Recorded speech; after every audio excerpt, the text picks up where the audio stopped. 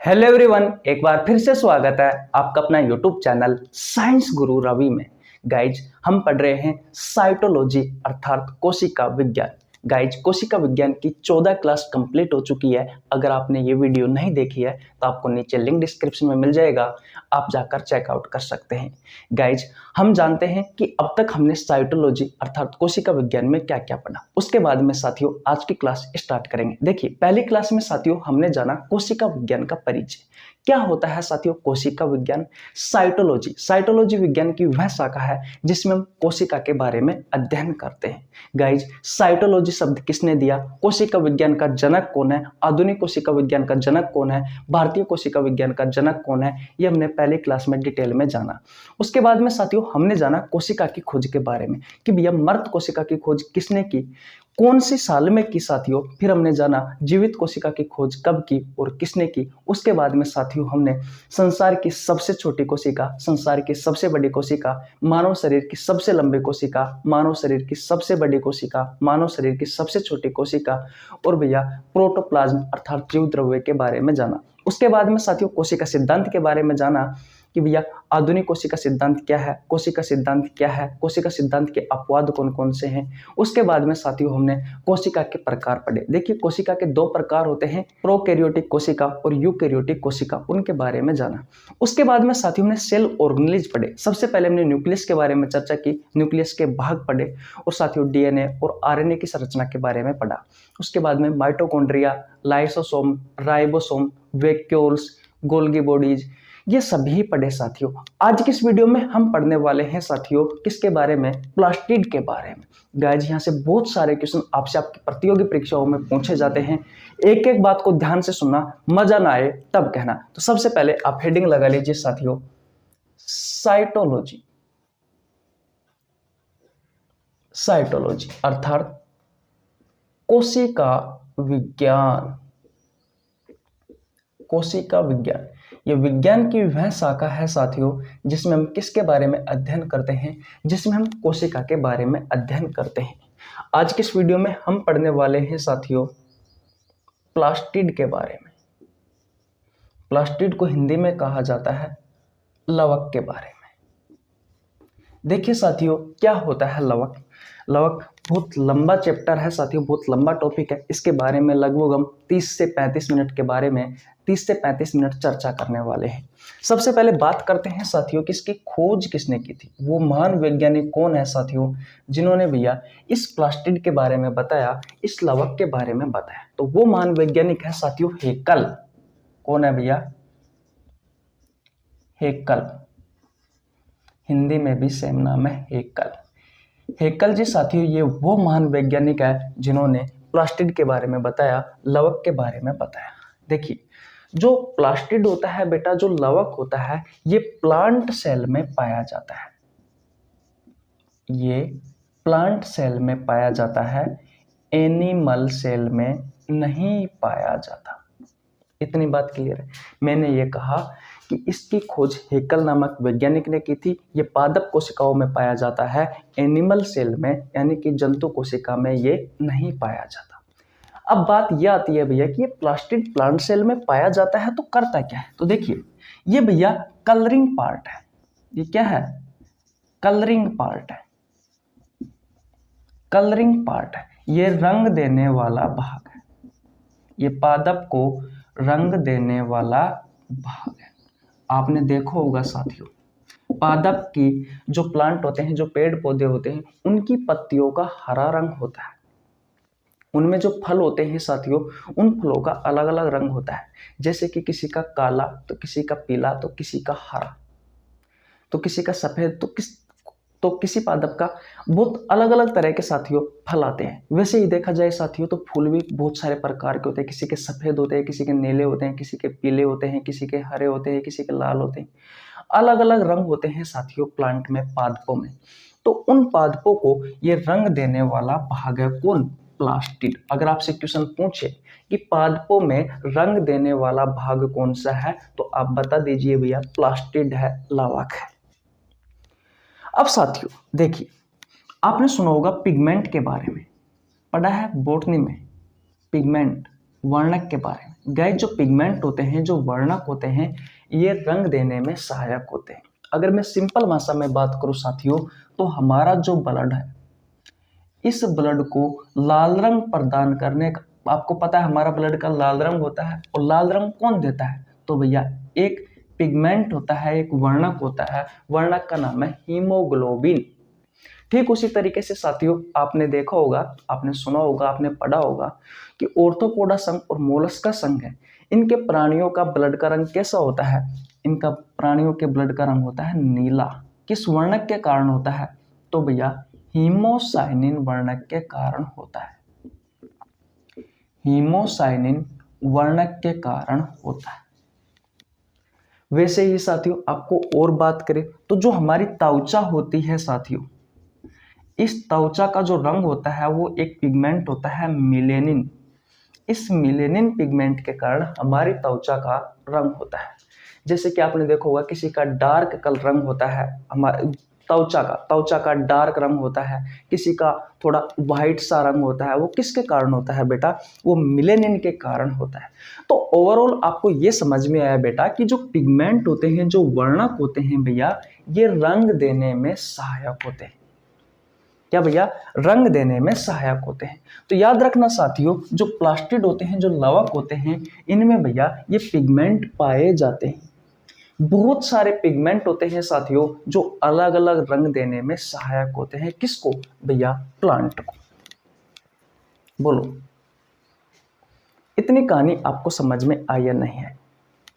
मैं प्लास्टिड की बात कर रहा हूं, इसकी खोज हेकल ने की थी। ये प्लांट सेल में पाया जाता है, एनिमल सेल में नहीं पाया जाता। ये साथियों पादप कोशिका का कलरिंग पार्ट होता है, अर्थात रंग देने वाला भाग होता है। ये पादप को अलग अलग रंग देने में सहायक होता है क्योंकि इसके पास क्या होते हैं? पिगमेंट होते हैं। बोलो, जैसे कि पत्तियों का हरा रंग, जो फल होते हैं साथियों उनका हरा रंग, पीला रंग, लाल रंग, है कि नहीं? जो फूल होते हैं उनका नीला रंग, लाल रंग, पीला रंग, बहुत सारे रंग होते हैं साथियों, आपने देखा होगा। वो सभी रंग देने वाले, रंग देने में कौन सहायक होते हैं? उनमें पिगमेंट पाए जाते हैं जो भैया अलग अलग रंग के लिए जिम्मेदार होते हैं। और ये पिगमेंट किस में होते हैं? प्लांट सेल के, ये एक सेल ऑर्गेनेलिज है प्लास्टिड लवक, इसमें होते हैं। और ये कलरिंग पार्ट होता है जो रंग देने में सहायक होता है। बोलो, इतनी कहानी आपको समझ में आई या नहीं आई? इतनी बात समझ में आ गई? ओके भैया, आगे चलते हैं। इतनी बात क्लियर है ना? ओके भैया, अब देखिए ये जो प्लास्टिड होता है साथियों, ये 3 प्रकार का होता है। ध्यान से सुनना, ऐसे क्वेश्चन पूछे जाते हैं। जो पहला है साथियों वो है भैया क्लोरोप्लास्ट। क्लोरोप्लास्ट जिसे कहा जाता है हरित लवक, जिसे कहा जाता है हरित लवक। दूसरा है साथियों क्रोमोप्लास्ट, जिसे सेम नाम ही है, यही है, क्रोमोप्लास्टी कहा जाता है। और तीसरा है साथियों ल्यूकोप्लास्ट। ल्यूकोप्लास्ट। अब हम एक एक इनके बारे में पढ़ेंगे। सबसे पहले मुझे ये बताओ, अब तक जो मैंने आपको पढ़ाया है, जो मैंने आपको समझाया है, क्या ये आपके समझ में आया या नहीं आया? कोशिका विज्ञान की वह शाखा है जिसमें हम कोशिका के बारे में अध्ययन करते हैं। हमने बहुत सारे सेल ऑर्गेनेलिज के बारे में पढ़ा, बहुत सारे कोशिकाओं के बारे में पढ़ा। आज की इस वीडियो में हम पढ़ रहे हैं साथियों प्लास्टिड के बारे में, लवक के बारे में। लवक की खोज किसने की थी साथियों? हेकल नामक वैज्ञानिक था, इन्होंने की थी। ये प्लांट सेल में पाए जाते हैं, यानी कि पादप कोशिका में पाए जाते हैं। ये जंतु कोशिका में बेटा नहीं पाए जाते, इस बात का ध्यान रखना है आपको। गाइज, ये कलरिंग पार्ट होता है, ये रंग देने वाला भाग होता है साथियों पादप कोशिका में, क्योंकि इसके पास क्या होते हैं? पिगमेंट होते हैं साथियों, जो अलग अलग रंग देने में सहायक होते हैं। हम आपको बॉटनी में पिगमेंट एक अलग चैप्टर है, इसके बारे में पढ़ाएंगे, बहुत अच्छे से पढ़ाएंगे। फिलहाल आपको ध्यान रखना है कि रंग देने में सहायक होता है पिगमेंट, जो किसके पास होता है? इस प्लास्टिड के पास होता है। तो आपने देखा होगा साथियों पत्तियों का हरा रंग होता है, बहुत सारे फल होते हैं उनका अलग अलग रंग होता है, बहुत सारे फूल होते हैं उनका अलग अलग रंग होता है। ऐसा क्यों होता है? क्योंकि उसमें क्या पाया जाता है? प्लास्टिड पाया जाता है। और इसी प्लास्टिड के कारण भैया, इसी प्लास्टिड के कारण उनका रंग अलग अलग होता है। क्योंकि ये क्या है, ये कलरिंग पार्ट है, रंग देने वाला भाग है, और इसमें क्या पाए जाते हैं, पिगमेंट पाए जाते हैं, वर्णक पाए जाते हैं। इतनी बात क्लियर है। ये 3 प्रकार का होता है। पहला होता है क्लोरोप्लास्ट हरित लवक, दूसरा होता है क्रोमोप्लास्ट, और तीसरा होता है बेटा ल्यूकोप्लास्ट। बोलो इतनी कहानी आपको समझ में आई या नहीं आई? अगर आ गई है गाइस तो स्क्रीनशॉट ले लीजिए। ले लिया? अब थोड़ी बहुत जानकारी मेरे बारे में भी जान लीजिए। देखिए मेरा नाम रवि है, मैं सभी प्रतियोगी परीक्षाओं के लिए बायोलॉजी पढ़ाता हूँ। जो कंटेंट आपको पेड कोर्स में उपलब्ध नहीं होता उससे अच्छा कंटेंट देने की कोशिश करता हूं। आपको हमारे साथ जुड़ने के लिए 1 रुपये देने की आवश्यकता नहीं है, सिर्फ आपको हमारे चैनल को सब्सक्राइब करना है, बेल आइकन को प्रेस करना है, जिससे आपके पास हमारी वीडियो का नोटिफिकेशन टाइम टू टाइम पहुंच सके। गाइज अगर आप हमारे साथ ट्विटर पर, इंस्टाग्राम अकाउंट पर, फेसबुक पेज पर, टेलीग्राम चैनल पर, टेलीग्राम ग्रुप पर जुड़ना चाहते हो तो आपको नीचे लिंक डिस्क्रिप्शन में मिल जाएगा। वहाँ पर जो मैं क्लास डालता हूँ उसकी अपडेट मिल जाती है आपको। इसलिए भैया टेलीग्राम चैनल जरूर ज्वाइन कर लीजिए, ताकि आपके पास जैसे ही मैं वीडियो अपलोड करूँ तुरंत आपके पास नोटिफिकेशन पहुंच जाए। गाइज अगर आप ये वीडियो फेसबुक पेज से देख रहे हो तो मैं आपको बता दूं, मैंने यूट्यूब चैनल पर बहुत सारे बायोलॉजी के चैप्टर करवा रखे हैं, बहुत सारे बायोलॉजी के चैप्टर की एमसीक्यू करवा रखी है, और बहुत सारे ऐसे टॉपिकों पर क्लास ले रखी है जो आपसे आपके प्रतियोगी परीक्षाओं में बार बार उन टॉपिकों से क्वेश्चन पूछे जाते हैं। इसलिए आप हमारे यूट्यूब चैनल को जरूर विजिट करें। इतनी कहानी समझ में आ गई आपको तो गाइज स्क्रीनशॉट ले लीजिए। अब हम आगे चलते हैं और चर्चा करते हैं क्लोरोप्लास्ट के बारे में, हरित लवक के बारे में। चलिए भैया आगे। ओके, देखिए भैया मैंने आपसे कहा कि जो प्लास्टिड होते हैं साथियों वो 3 प्रकार के होते हैं। कौन कौन से? तो एक बार और लिख लेते हैं ताकि आपको अच्छे से याद हो जाए। एक होता है साथियों क्लोरोप्लास्ट, क्लोरोप्लास्ट जिसे आप हरित लवक कहते हो। दूसरा है क्रोमोप्लास्ट, क्रोमोप्लास्ट, और तीसरा है साथियों ल्यूकोप्लास्ट। तो हम सबसे पहले किसके बारे में बात करेंगे? क्लोरोप्लास्ट के बारे में। किसके बारे में भैया? नंबर 1 पर आप हेडिंग डाल लीजिए क्लोरोप्लास्ट। इसे हिंदी में कहा जाता है भैया हरित लवक। क्या कहा जाता है? हरित लवक। मैंने आपको क्या बताया कि जो प्लास्टिड होता है साथियों ये पादप कोशिका का रंग देने वाला भाग होता है, क्योंकि इसके पास अलग अलग क्या होते हैं? पिगमेंट होते हैं बेटा। तो भैया ये 3 प्रकार का होता है, क्लोरोप्लास्ट, क्रोमोप्लास्ट और ल्यूकोप्लास्ट। नंबर 1 पर बात कर रहे हैं हम क्लोरोप्लास्ट के बारे में, हरित लवक के बारे में। बेटा ये पादप सेल में, सॉरी ये प्लांट सेल में पाया जाता है, एनिमल सेल में नहीं पाया जाता। इतना तो आपको समझ में आ गया होगा। इतनी बात क्लियर है? ओके गाइज ये क्या करता है? प्लांट सेल में हरा, ग्रीन, ये हरा रंग देने में सहायक होता है। कैसा रंग? हरा रंग देता है। ये जो क्लोरोप्लास्ट है साथियों ये सिर्फ पादप में, ये सिर्फ पेड़ पौधों में साथियों हरा रंग देता है।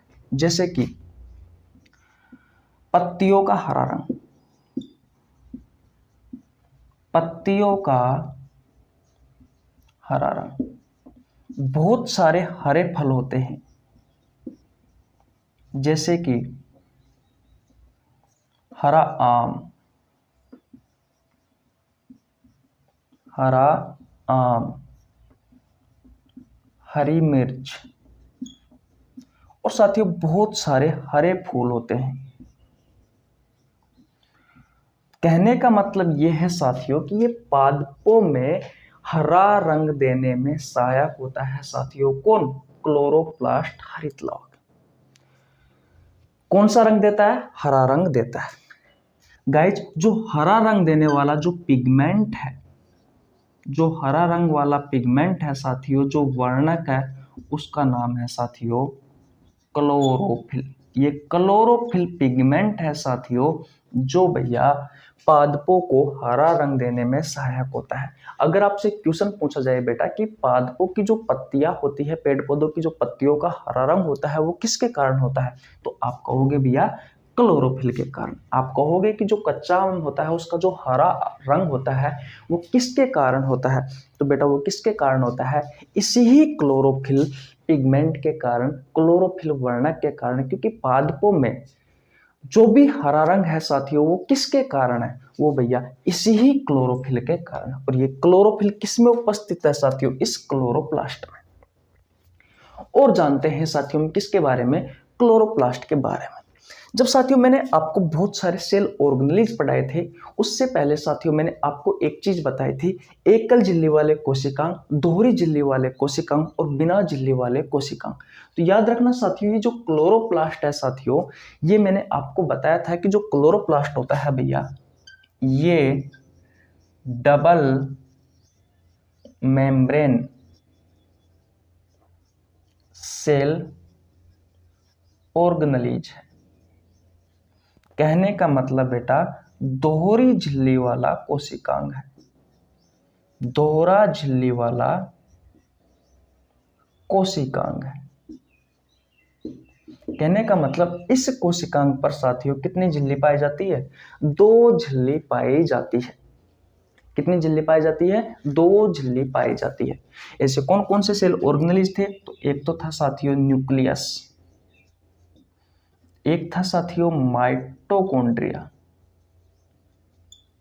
और एक था साथियों क्लोरोप्लास्ट। तो इस क्लोरोप्लास्ट पर साथियों 2 झिल्ली का आवरण होता है। इतनी कहानी समझ में आ गई, ओके। और बात करते हैं साथियों, जब मैंने आपको डीएनए पढ़ाया था साथियों, तो मैंने आपको बताया था साथियों कि कुछ ऐसे सेल ऑर्गेनेल्स होते हैं जिनमें स्वयं का डीएनए भी होता है ना। जैसे कि न्यूक्लियस, न्यूक्लियस के पास डीएनए होता है। जो माइटोकॉन्ड्रिया होता है साथियों, सूत्रकणिका, इसके पास भी स्वयं का डीएनए होता है। और एक होता है साथियों ये क्लोरोप्लास्ट, इस क्लोरोप्लास्ट में भी साथियों स्वयं का डीएनए होता है। बोलो ये कहानी आपको समझ में आई या नहीं आई। मैंने कहा कि ये दोहरी झिल्ली वाला कोशिकांग है, डबल मेम्ब्रेन सेल ऑर्गेनेल्स है, न्यूक्लियस, माइटोकॉन्ड्रिया और क्लोरोप्लास्ट। दूसरी बात, इनके पास डीएनए पाया जाता है। किसके पास, न्यूक्लियस, माइटोकॉन्ड्रिया और क्लोरोप्लास्ट के पास में। और बात करें साथियों तो तीसरी चीज आपको याद रखनी है बेटा कि ये जो क्लोरोप्लास्ट होता है ये भैया सेमी ऑटोनोमस सेल ऑर्गेनेल्स है, अर्ध स्वायत्त कोशिकांग है। बेटा अर्ध स्वायत्त कोशिकांग का मतलब ये होता है कोशिकांग, कोशिका का अंग, ऐसे कोशिका का अंग। अर्ध का मतलब होता है आधा, स्वायत्त का मतलब होता है जो अपना काम स्वयं कर ले, यानी कि ऐसा कोशिकांग जो आधा से ज्यादा अपना कार्य स्वयं कर लेता है। और मैंने आपको बताया था कि जिसके पास डीएनए होता है और भैया राइबोसोम होता है, माइटोकॉन्ड्रिया में पढ़ाया था, जिसके पास डीएनए और राइबोसोम दोनों होते हैं वो अपना कार्य स्वयं कर लेते हैं। तो याद रखना साथियों, लगभग 70 से 80% कार्य साथियों ये स्वयं कर लेते हैं, इन्हें दूसरों की आवश्यकता नहीं होती। तो ये क्लोरोप्लास्ट एक सेमी ऑटोनोमस सेल ऑर्गेनेल्स है, या फिर मैं कह सकता हूं कि सेमी ऑटोनोमस स्ट्रक्चर है या सेमी ऑटोनोमस बॉडी है, अर्धस्वायत्त संरचना है, इतना कह सकता हूं मैं। हाँ, संरचना लिख सकते हो आप, स्ट्रक्चर या संरचना कुछ भी लिख सकते हो। यानी कि इसके पास डीएनए होता है, राइबोसोम होता है, ये अपना आधे से ज्यादा कार्य लगभग 70 से 80% ये स्वयं कर लेता है। बोलो इतनी कहानी आपको समझ में आई या नहीं आई? ध्यान से सुनना भैया, एक एक चीज बहुत इंपॉर्टेंट है। यहाँ से बहुत सारे क्वेश्चन पूछे जाते हैं, जो बोर्ड पे लिख रखा है साथियों, यहाँ से क्वेश्चन आए हैं आपकी प्रतियोगी परीक्षाओं में। ऐसे क्वेश्चन पूछे गए हैं कि दोहरी झिल्ली वाले कोशिकाओं कौन कौन से हैं, तो न्यूक्लियस है, माइटोकॉन्ड्रिया है, क्लोरोप्लास्ट है। चलो एक बार और रिवीजन करवाता हूं, पहले आप स्क्रीनशॉट ले लीजिए। ले लिया स्क्रीनशॉट, ले लिया स्क्रीनशॉट, ओके भैया। अब हम और रिविजन करते हैं इसका एक बार और समझते हैं। देखिए प्लास्टिड क्या होता है, ये प्लांट सेल में पाया जाने वाला एक भाग होता है, कलरिंग पार्ट है, यानी कि रंग देने वाला भाग है, क्योंकि इसके पास क्या होते हैं, बहुत सारे पिगमेंट होते हैं जो पादप में अलग अलग रंग देने में सहायक होते हैं। ये 3 प्रकार का होता है, क्लोरोप्लास्ट, क्रोमोप्लास्ट और ल्यूकोप्लास्ट। इतनी बात क्लियर है? ओके, तो पहले पार्ट की बात कर रहे हैं हम, किसकी? क्लोरोप्लास्ट की, हरित लवक की। ये प्लांट सेल में पाया जाता है, एनिमल सेल में नहीं पाया जाता। ये प्लांट सेल में हरा रंग देने में सहायक होता है, जैसे कि पत्तियों का हरा रंग। किसके कारण होता है साथियों? इसी क्लोरोप्लास्ट के कारण होता है, क्योंकि इसके पास क्या होता है, पिगमेंट होते हैं। कौन सा पिगमेंट होता है? तो क्लोरोफिल होता है, जो साथियों हरा रंग देता है प्लांट सेल में, पादप कोशिका में हरा रंग देता है। जैसे कि पत्तियों का हरा रंग किसके कारण? क्लोरोफिल के कारण। हरे फल, हरा आम, हरी मिर्ची, क्लोरोफिल के कारण। हरे फूलों का जो रंग होता है हरा, वो किसके कारण होता है? इसी ही क्लोरोफिल के कारण होता है। बोलो, कहानी समझ में आई? फिर हमने जाना कि भैया ये जो क्लोरोप्लास्ट है ये डबल मेम्ब्रेन सेल ऑर्गेनेलिज है, दोहरी झिल्ली वाला कोशिकांग है। तो दोहरी झिल्ली वाले 3 कोशिकांग मैंने आपको पढ़ाए थे, जो बार बार आपसे आपके प्रतियोगी परीक्षाओं में पूछे जाते हैं, न्यूक्लियस, माइटोकॉन्ड्रिया और क्लोरोप्लास्ट पूछे भी गए। फिर मैंने आपको बताया कि इसके पास डीएनए भी होता है। और डीएनए किस किस के पास होता है? जब मैंने डीएनए की संरचना पढ़ाई थी तो मैंने आपको बताया था कि न्यूक्लियस के पास स्वयं का डीएनए होता है, माइटोकॉन्ड्रिया के पास होता है, और क्लोरोप्लास्ट के पास होता है। और मैंने आपको यह भी बताया था कि जिसके पास डीएनए और राइबोसोम होता है साथियों, वो कम से कम 70 से 80% कार्य वह स्वयं कर लेता है, उसे दूसरे की आवश्यकता नहीं होती। बताया था ना? ओके भैया, ये सेमी ऑटोनोमस स्ट्रक्चर होती है, अर्धस्वायत्त संरचना होती है। कौन? एक क्लोरोप्लास्ट, क्योंकि ये आधे से ज्यादा अपना कार्य स्वयं कर लेता है। और ऐसे भी साथियों 3 ही ऑर्गन है, न्यूक्लियस के पास डीएनए होता है, राइबोसोम होता है, माइटोकॉन्ड्रिया के पास डीएनए होता है और भैया राइबोसोम होता है। ये जो क्लोरोप्लास्ट होता है इसके पास भी डीएनए और राइबोसोम होता है। ये अर्धस्वायत्त कोशिकांग है, या फिर मैं कह सकता हूं कि अर्धस्वायत्त संरचना है। बोलो, इतनी कहानी आपको समझ में आई या नहीं आई? आ गई। अब गाइज हम बात करते हैं इसकी संरचना के बारे में। किसकी संरचना के बारे में? क्लोरोप्लास्ट की संरचना के बारे में। स्क्रीनशॉट आपने ले ही लिया है और इतनी कहानी आपको समझ में आ ही गई है। देखिए ध्यान से देखना बेटा, एक एक चीज बहुत ज्यादा इंपॉर्टेंट है आपकी एग्जाम के लिए। अगर आप ध्यान से सुनोगे तो आपको बहुत सारी बातें समझ में आएगी, जो बार बार आपसे आपके प्रतियोगी परीक्षाओं में पूछी जाती है। देखिए बेटा, अब हम इसकी संरचना के बारे में बात करते हैं। मान लीजिए बेटा, ये है भैया आपका क्या? क्लोरोप्लास्ट हरित लवक। ये क्या है? क्लोरोप्लास्ट। मैंने कहा बेटा कि ये दोहरी झिल्ली वाला कोशिकांग होता है, डबल मेम्ब्रेन सेल ऑर्गेनेलिज होता है। दोहरी झिल्ली वाला कोशिकांग ऐसा कोशिकांग होता है जिनके ऊपर 2 झिल्लियों का आवरण होता है। तो 2 झिल्ली बना दी, एक बाहर की झिल्ली और एक आंतरिक झिल्ली। बेटा जो सिक्का होता है ना, सिक्का, अब मान लीजिए एक सिक्का ये है या फिर कोई रिंग है, इसको हम ऊपर नीचे रख देते हैं। मान लीजिए मैंने बहुत सारे सिक्के ऊपर नीचे रख दिए, तो आपको संरचना कुछ इस तरीके से दिखाई देगी। सेम वैसे ही साथियों, सेम ऐसे ही साथियों, सिक्के के समान, जैसे कि ऊपर नीचे बहुत सारे सिक्के रखे हुए हैं या बहुत सारी रिंग रखी हुई है, वैसे साथियों आपको इस क्लोरोप्लास्ट में इस तरीके से आपको संरचना दिखाई देगी। इस तरीके से आपको बहुत सारी संरचना दिखाई देगी और इन संरचनाओं को कहा जाता है ग्रेनम। क्या कहा जाता है? ग्रेनम कहा जाता है। और अगर आप इस संरचना के सिर्फ एक सिक्का या सिर्फ एक रिंग के समान जो संरचना देखोगे तो आपको ऐसी दिखाई देगी, देखो सेम है। और इस संरचना को कहा जाता है साथियों, या फिर मैं कह सकता हूं कि इनमें से उठाकर इस संरचना को कहा जाता है थैलेकोइड। थैलेकोइड। इस एक सिक्के के समान जो संरचना दिखाई देती है इसे क्या कहा जाता है? थैलेकोइड कहा जाता है। क्या कहा जाता है? थैलेकोइड। और इसी थैलेकोइड में क्या होता है साथियों? क्लोरोफिल होता है। और ये क्लोरोफिल क्या है बेटा? ये क्लोरोफिल है भैया पिगमेंट, वर्णक है। और इसी वर्णक के कारण साथियों ये जो क्लोरोप्लास्ट होता है ये भैया पादपों को हरा रंग देता है। बोलो, क्या क्लोरोप्लास्ट हरित लवक की संरचना आपको समझ में आई या नहीं आई भैया? देखिए, दो झिल्ली वाला कोशिकांग होता है, एक बाहरी झिल्ली, एक आंतरिक झिल्ली। इसमें जैसे कि ऊपर नीचे बहुत सारे सिक्के रखे हुए हैं तो आपको कुछ इस तरीके से दिखाई देते हैं, या फिर बहुत सारी रिंग, गोल रिंग जिसके ऊपर नीचे रखी हुई है तो आपको इस तरीके से संरचना दिखाई देती है। इन्हें सबको एक साथ बोला जाता है ग्रेनम। अगर आप एक सिक्के के समान संरचना या फिर रिंग के समान संरचना देखोगे तो इसे कहा जाता है थैलेकोइड, और इसी थैलेकोइड में होते हैं भैया क्लोरोफिल पिगमेंट वर्णक, जो भैया पादपों को हरा रंग देने में सहायक होते हैं।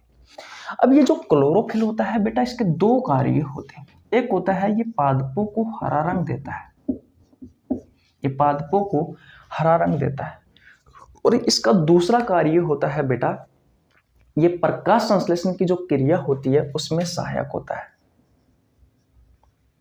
जो प्रकाश संश्लेषण की जो क्रिया होती है, जो प्रकाश संश्लेषण की क्रिया होती है ये उसमें सहायक होता है। बेटा, जो प्रकाश संश्लेषण की क्रिया होती है ये एक रासायनिक क्रिया है। देखिए क्या होता है, अभी मैं आपको सिंपल भाषा में शॉर्ट तरीके से पढ़ा रहा हूं, इसके बाद साथियों हम जब बॉटनी पढ़ेंगे तब हम प्रकाश संश्लेषण के बारे में अच्छे से डिटेल में अध्ययन करेंगे। फिलहाल मैं आपको समझाने के लिए बता रहा हूं कि होती क्या है ये प्रकाश संश्लेषण की प्रक्रिया। प्रकाश संश्लेषण की प्रक्रिया के थ्रू साथियों जो पेड़ पौधे होते हैं वो अपना भोजन बनाते हैं। बेटा क्या बनाते हैं, भोजन बनाते हैं। देखिए किस तरीके से भोजन बनाते हैं। ये भैया वातावरण में आपको पता हो तो नाइट्रोजन होती है 78%, 21% ऑक्सीजन, और भैया कार्बन डाइऑक्साइड होती है 0.03% और अदर गैसें होती है। तो वातावरण से तो साथियों कार्बन डाइऑक्साइड लेते हैं कौन, आपके पेड़ पौधे, और जो जड़ होती है बेटा उन जड़ से लेते हैं ये जल। इतनी बात क्लियर है, ओके भैया। और ये जो क्लोरोफिल और सनलाइट यानी कि सूर्य के प्रकाश की उपस्थिति में, वातावरण से तो कार्बन डाइऑक्साइड, जड़ों से जल लिया, क्लोरोफिल वर्णक और सूर्य के प्रकाश की उपस्थिति में ये क्या बनाते हैं, C6H12O6 ग्लूकोज, प्लस में जल और प्लस में ऑक्सीजन। इन्हें मेंटेन कर दीजिए 6 6 6 और 12, देखिए हो गए ना बराबर। साथियों ये जो ग्लूकोज बना है, ये जो ग्लूकोज बना है बेटा, ये ग्लूकोज क्या है, ये भैया है पादपों का भोजन। ये क्या है, ये पादपों का भोजन है। अब आप ये बताओ साथियों हमारा भोजन कहाँ बनता है, तो आप कहोगे भैया कि रसोई घर में बनता है, और कहाँ बनता है। तो अगर मैं आपसे कहूं साथियों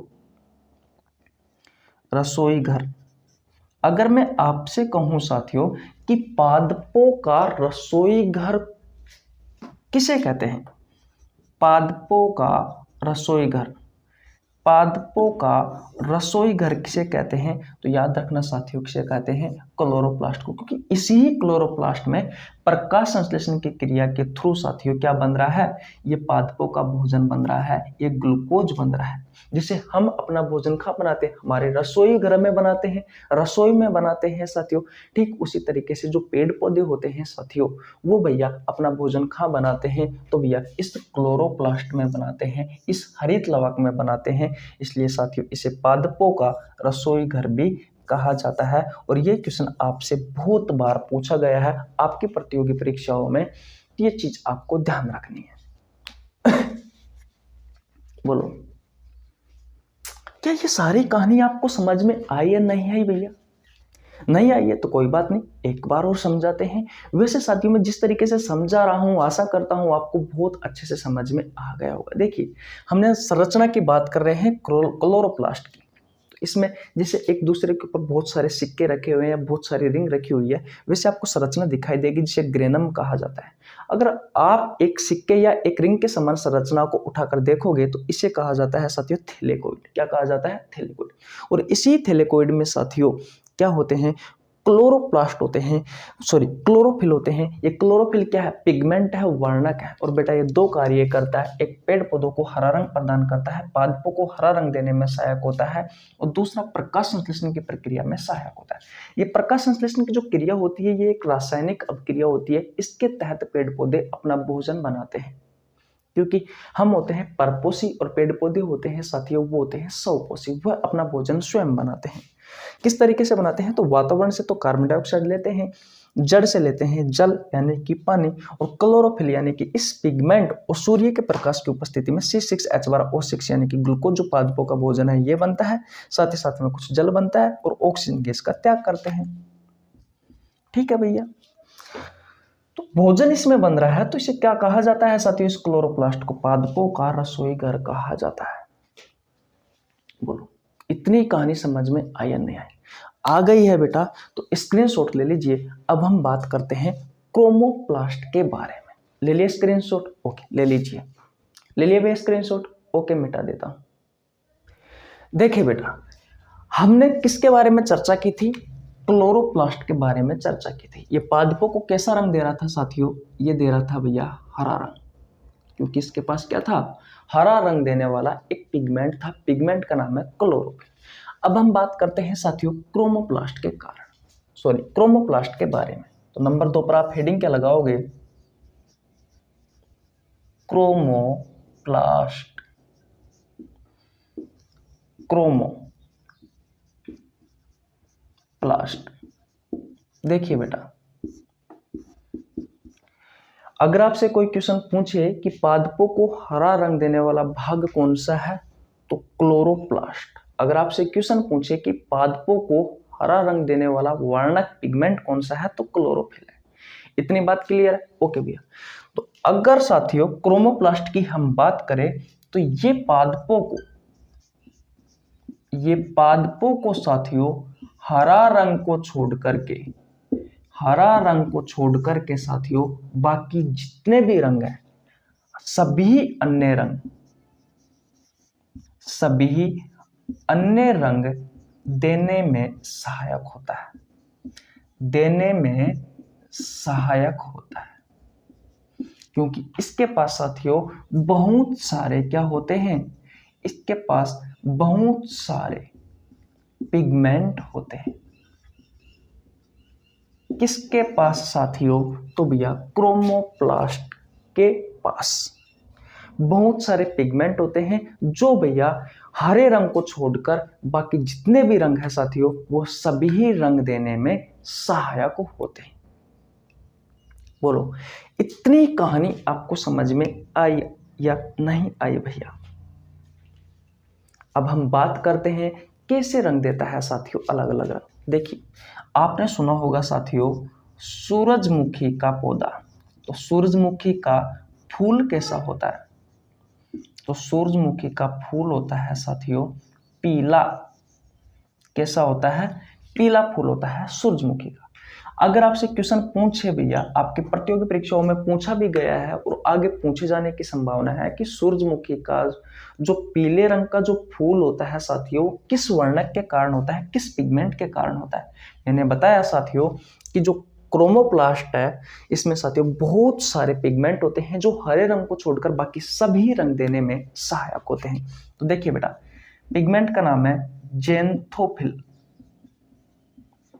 ज़ैंथोफिल जो पिगमेंट होता है बेटा, ये भैया सूरजमुखी के फूल को पीला रंग देता है। बोलो, इतनी कहानी आपको समझ में आई या नहीं आई? और बात करते हैं बेटा टमाटर का लाल रंग। टमाटर का जो लाल रंग होता है साथियों वो किसके कारण होता है? तो आप कहोगे भैया ल्यूकोपिन के कारण। किसके कारण? ल्यूकोपिन एक पिगमेंट होता है साथियों जिसके कारण टमाटर का लाल रंग होता है। और बात करें भैया तो गाजर का लाल रंग किसके कारण होता है? तो बेटा गाजर का लाल रंग होता है कैरोटीन के कारण। किसके कारण? कैरोटीन के कारण। और बात करें साथियों तो चुकंदर का लाल रंग, जो चुकंदर होता है इस चुकंदर का लाल रंग किसके कारण होता है बेटा? तो भैया चुकंदर का लाल रंग होता है साथियों किसके कारण? बीटानिन के कारण। चुकंदर का लाल रंग होता है। तो क्रोमोप्लास्ट में आपको इतना ही ध्यान रखना है साथियों कि जो क्रोमोप्लास्ट होता है वो पादपों में हरे रंग को छोड़ करके बाकी जितने भी रंग है साथियों वो सभी रंग देने में सहायक होता है, क्योंकि इसके पास क्या होते हैं, बहुत सारे पिगमेंट होते हैं। और एग्जाम्पल के तौर पर साथियों मैंने आपको एक करवा दी, जैसे कि सूरजमुखी का पीला फूल किसके कारण, ज़ैंथोफिल के कारण, टमाटर का लाल रंग ल्यूकोपिन के कारण, गाजर का लाल रंग कैरोटीन के कारण, चुकंदर का लाल रंग विटामिन के कारण। बाद में साथियों जब हम पिगमेंट पढ़ेंगे तब आपको बहुत सारे पिगमेंट का नाम बताएंगे हम आपको, वो कौन से रंग देते हैं साथियों वो उनके बारे में चर्चा करें। फिलहाल आपको इतना ही पढ़ना है, इतना ही ध्यान रखना है, क्योंकि जो क्वेश्चन पूछे जाते हैं बेटा वो यहीं से ही पूछे जाते हैं। बोलो, इतनी बात क्लियर है। अब एक कॉन्सेप्ट है साथियों, कॉन्सेप्ट क्या है साथियों, यहाँ पे देख लीजिए, यहाँ पे दिख जाएगा कि जो क्लोरोफिल है, सॉरी जो क्लोरोप्लास्ट है, ये क्लोरोप्लास्ट होता है बेटा, ये क्रोमोप्लास्ट में परिवर्तन हो जाता है। मैंने कहा कि जो क्लोरोप्लास्ट है बेटा, ये क्लोरोप्लास्ट इस क्रोमोप्लास्ट में परिवर्तित हो जाता है, हो जाता है। तीर का निशान देखिए, क्लोरोप्लास्ट इस क्रोमोप्लास्ट में परिवर्तित हो जाता है, किंतु जो क्रोमोप्लास्ट होता है बेटा ये भैया क्लोरोप्लास्ट में परिवर्तन नहीं हो पाता। ऐसा क्यों, हमें तो उदाहरण देके समझाओ। तो देखिए भैया, जो क्लोरोप्लास्ट होता है ये पादपों को कैसा रंग देता है, ये हरा रंग देता है, कैसा, हरा। और जो क्रोमोप्लास्ट है साथियों ये अन्य सभी रंग देता है, ये अन्य रंग देता है। इतनी बात क्लियर है बेटा, ओके। मुझे ये बताओ साथियों, जो हरी मिर्च है, इस हरी मिर्च को हरा रंग किसने प्रदान किया, तो आप कहोगे भैया कि क्लोरोप्लास्ट हरा रंग देने का कार्य करता है, क्योंकि इसके पास क्लोरोफिल होता है। अब ये हरी मिर्च है साथियों, ये किस में परिवर्तित हो जाती है, तो आप कहोगे कि लाल मिर्च में परिवर्तित हो जाती है। तो बेटा हरी मिर्च लाल मिर्च में परिवर्तित हुई, तो इसको लाल रंग किसने दिया, इस क्रोमोप्लास्ट ने दिया, क्योंकि लाल रंग देने का कार्य कौन करता है, ये भैया क्रोमोप्लास्ट करता है। तो हरी मिर्च लाल मिर्च में कन्वर्ट हुई, यानी कि क्लोरोप्लास्ट होता है बेटा ये क्रोमोप्लास्ट में परिवर्तित हो जाता है। लेकिन कभी आपने देखा है कि लाल मिर्ची हरी मिर्च में कन्वर्ट हुई, नहीं बेटा। इसलिए याद रखना बेटा, जो क्रोमोप्लास्ट होता है वो भैया क्लोरोप्लास्ट में परिवर्तित नहीं होता। बोलो, ये कहानी आपको समझ में आई या नहीं आई? आ गई है तो अच्छी बात है, नहीं आई है तो कोई बात नहीं, एक बार और रिवीजन करवाते हैं। तब तक आपका काम है भैया चैनल को सब्सक्राइब करना है, क्योंकि ये मेहनत जो कर रहा हूं बेटा ये आपके लिए ही कर रहा हूं। तो कोई बात नहीं, चैनल को सब्सक्राइब कर लो।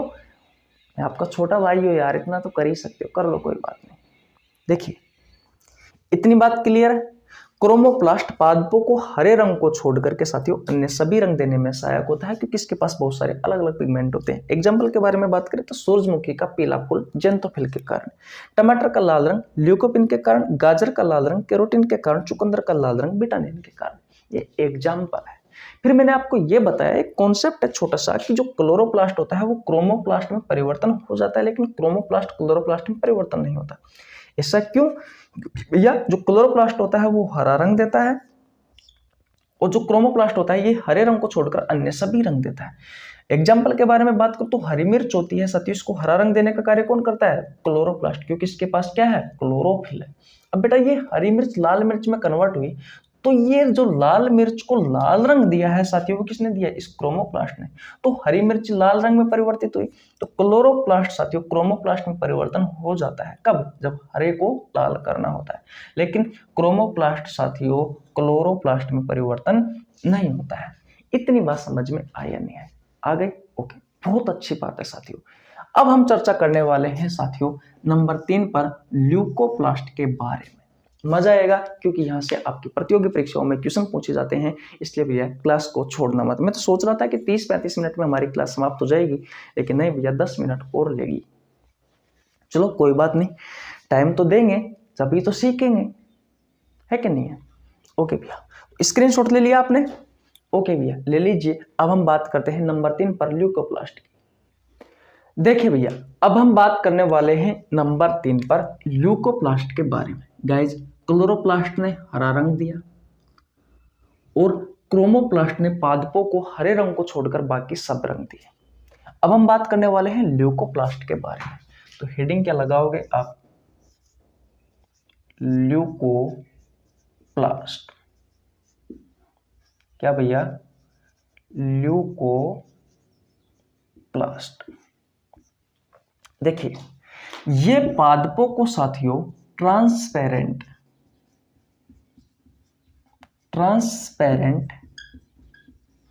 कलर देता है, यानी कि हिंदी में कहा जाता है पारदर्शी रंग देता है। कौन सा रंग देता है साथियों? ये पारदर्शी रंग देता है। और ये कहाँ होता है साथियों? तो ये होता है भैया जड़ में। ये जड़ों में अधिक होता है। ये कहाँ होता है? पत्तियों में और भैया फलों में। ये कहाँ होता है? फलों में और फूलों में। और ये कहाँ होता है साथियों? जड़ में अधिक होता है। इतनी बात क्लियर? ओके गाइज, इसका पहला कार्य तो गया कि ये ट्रांसपेरेंट कलर देता है, यानी कि पारदर्शी रंग देता है। और इसका जो दूसरा मुख्य कार्य है साथियों, वो ये है कि ये किसी न किसी चीज को संग्रहण, स्टोर करने में सहायक होता है। जैसे कि एग्जाम्पल की बात करें साथियों, तो किसको स्टोर करता है? लेकिन उससे पहले साथियों आपको ये जानना जरूरी है कि जो ल्यूकोप्लास्ट होता है बेटा, ये 3 प्रकार का होता है। कितने प्रकार का? 3 प्रकार का। नंबर 1 पर बात करें तो अमाइलोप्लास्ट। क्या होता है? अमाइलोप्लास्ट। दूसरा होता है साथियों एल्यूरोप्लास्ट। और नंबर तीसरा होता है इलियोप्लास्ट। ये 3 प्रकार का होता है साथियों।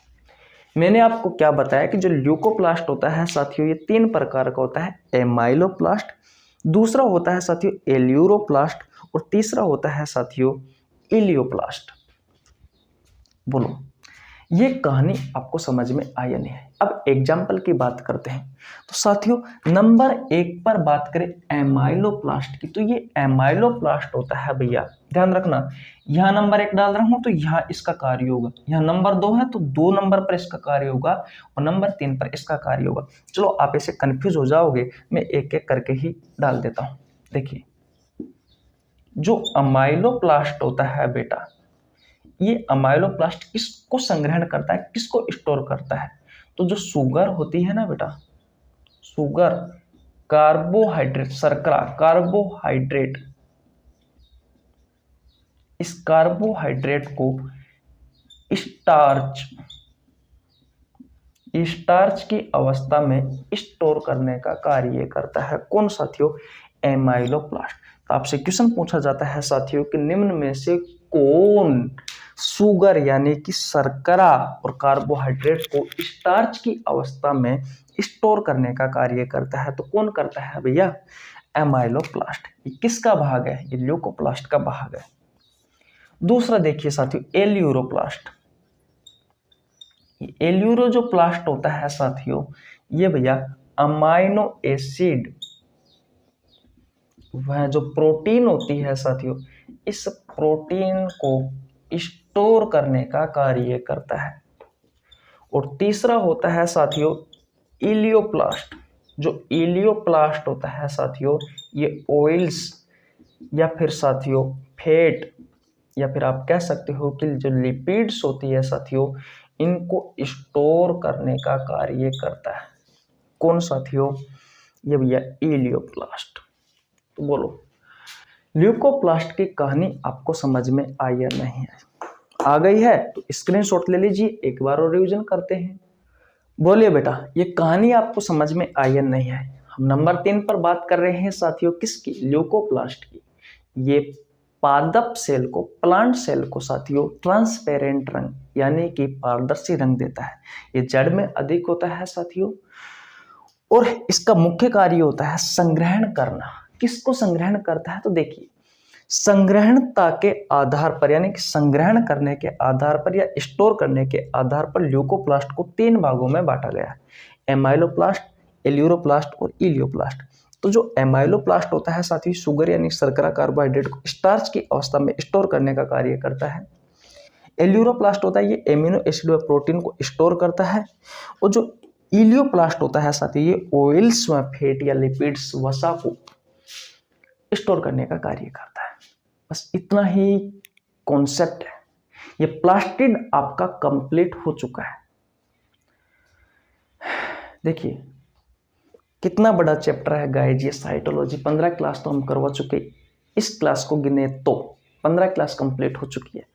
ये प्लास्टिड खत्म हो गया है और इससे आपकी प्रतियोगी परीक्षाओं में बहुत सारे क्वेश्चन पूछे जाते हैं बेटा। इसलिए इन कॉन्सेप्ट जो मैंने आपको सिखाया है इसका 2-3 बार रिवीजन करो, आपको बहुत अच्छे से नोट्स बनाओ, उनको बार बार रिपीट करो ताकि बहुत अच्छे से आपको याद हो जाए।